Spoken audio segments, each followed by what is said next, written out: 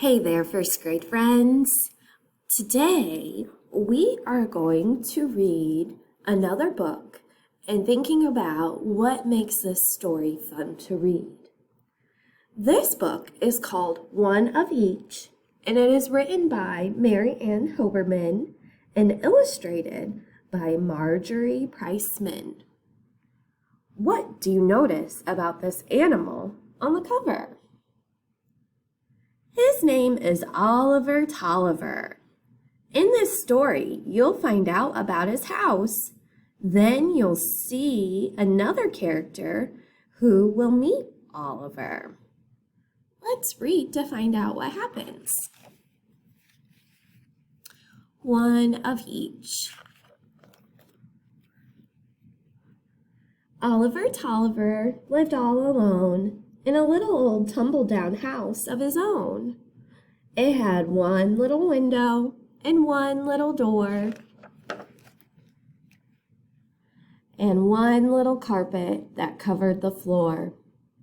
It had one little table and one little chair and one little closet and one little stair and one little bedroom and one little bed with one little pillow for under his head, and one little basket, and one little sheet, and one little bottle to warm up his feet.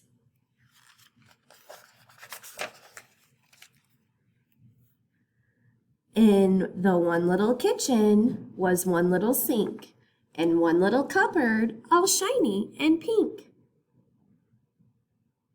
And inside the cupboard, one pear and one peach, one plum and one apple, just one of each. One plum and one apple, one pear and one peach, just one, only one of each. Why do you think Oliver Toliver only has one of each thing? What great ideas, friends. There was one little clock that went tick-tock, tock-tick over one little fireplace built of brick.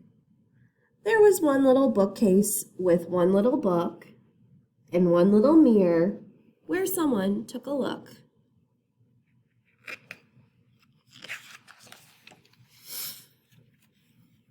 And when Oliver Toliver looked all around, he smiled with delight, for he liked what he found. It all seemed so fine, every one of each thing, that he felt just as happy and proud as a king. Think about what you know of Oliver Toliver so far. How does he feel about having one of each thing in his house? Good. We know that Oliver Toliver lives all by himself, and his house is full of just one little thing for Oliver Toliver. And Oliver loves all of his things. We can tell this because he says he is proud as a king. Proud means to take joy in something that you do or have.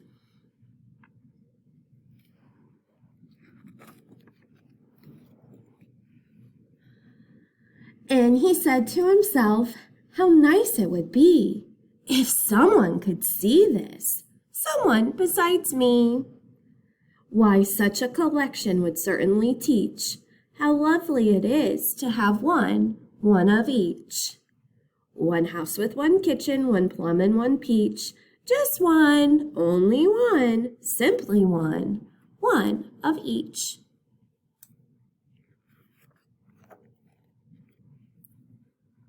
So Oliver Toliver carefully dressed in his one little shirt and one little vest, and his one little trouser and one little coat, and his one little tie round his one little throat. Put his one little hat on his one little head. Then Oliver Toliver cheerfully said, I shall walk out my door and go straight down the street, and the very first person I happen to meet, is the one I will ask to come take a look and come see. I wonder which person that will be.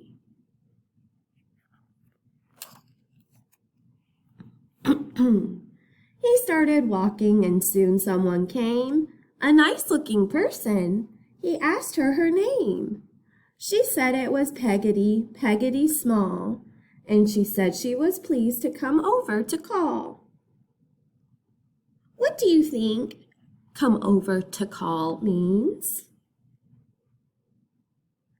Good. Come over to call means to come over and play or come over and hang out. What do you think Peggotty feels about Oliver's house? Yeah, she seems excited to go over there and play. He showed her his one little stove and one little sink and his one little cupboard all shiny and pink, his chair and his table, his bureau and bed, and his one little pillow for under his head. Each time he showed her a one of each treasure, he looked for a sign of enjoyment or pleasure.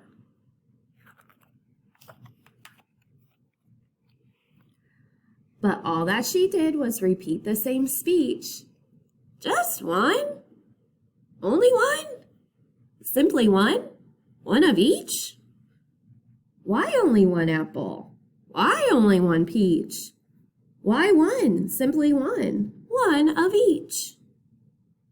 Oliver Toliver tried to explain. He said that the reason was perfectly plain. If everything fit from the roof to the floor, and each thing was perfect, why bother with more?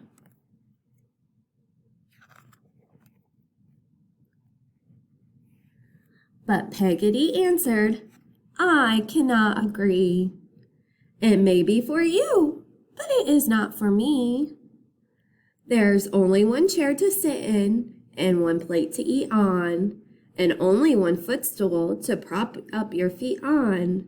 One cup and one saucer, one pear and one peach. Oh dearie, how dreary! Just one of each. A guest in your one of each house does not fit.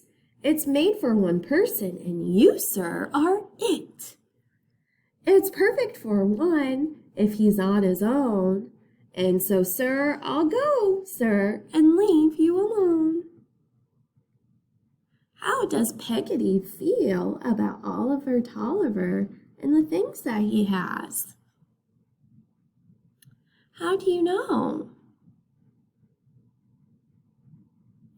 Yeah, Peggotty feels left out because there's nothing for her to enjoy too. When you only have one, you can't really share with a friend.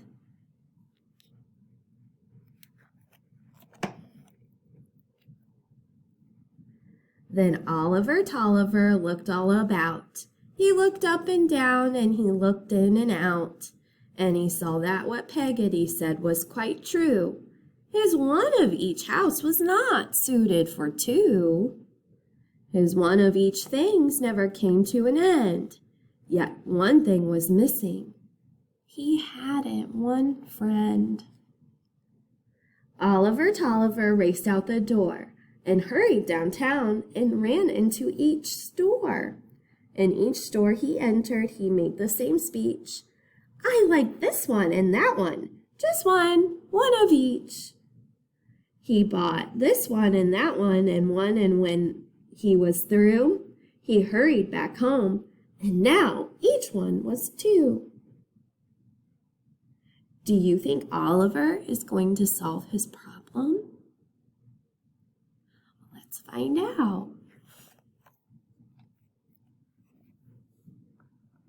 And when he arranged all his new things to fit, he liked what they looked like, he had to admit. The house was less empty, the kitchen felt new, the table seemed friendlier, set up for two.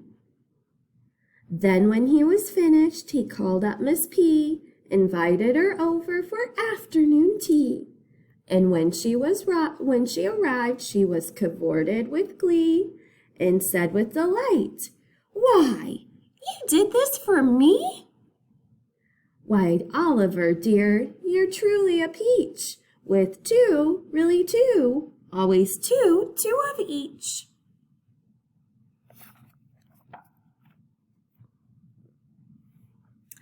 They sat at the table in perfect accord, and they each took a teacup and Peggotty poured. And they each had a cupcake, and when they were done, Oliver knew two was better than one. Jolly and friendly, more cheerful and more fun. Look at Peggotty and Oliver. How are they feeling? How can you tell? Yeah, they're feeling happy and having fun together because they can be friends. Then little by little new friends came to call, and Oliver found he was fond of them all. What a pity, he thought, there was not any more cupcakes to offer, more tea to pour. Then he had an idea as he opened the door, an idea that he never had thought of before. He sharpened his knife and he polished his plate, and he asked his new friends if they kindly would wait. Then he went up to the cupboard and in he did reach and took out his fruit. Now there were now two of each.